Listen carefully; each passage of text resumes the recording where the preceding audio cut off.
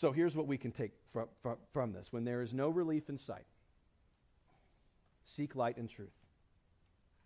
Seek for God's light on the situation and find truth that you can hang on to. I can't help but think about James 1 again, which I'll probably just quote every month for the rest of my life because it comes up so many times. This is what trials are for. When you're going through a trial, the trial of your faith is there to push your faith to where things. If those awful things happen again, I guarantee you're going to go through it a lot better than you did the first time. Because like, oh, we've been here before. Okay, this really stinks, but it's going to be okay. It's like the first time you had a flat tire. Remember that? First time you had a flat tire, and it's like, oh no, what happens now? And then later you get on in life, you've changed some tires. It's annoying, but it's not like the end of days, right? It's really annoying, but you can figure this out. But then God takes you, and it's not a flat tire thing, it's a completely different thing. And so trials come into our life to test our faith, to push you into new territory.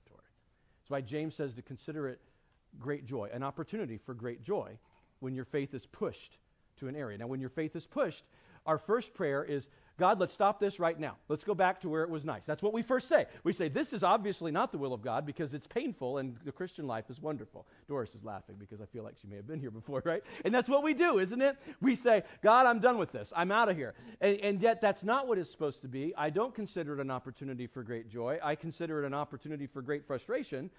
And yet he says, but it is because it's going to push you and just let patience have its perfect work. Let the process go through because it will grow you. You will mature. And eventually, you will grow to a place where you lack nothing. And you have everything that you need. Now, I think that's probably glorification. That's when we get to heaven one day. But as we go, this is the process of sanctification. Or I said this morning, sanctification. God is helping you become more of a saint. He is growing you along the way, which is why right there in the middle of that whole story, James says, so if any of you lack wisdom while you're going through a trial, I do not see this.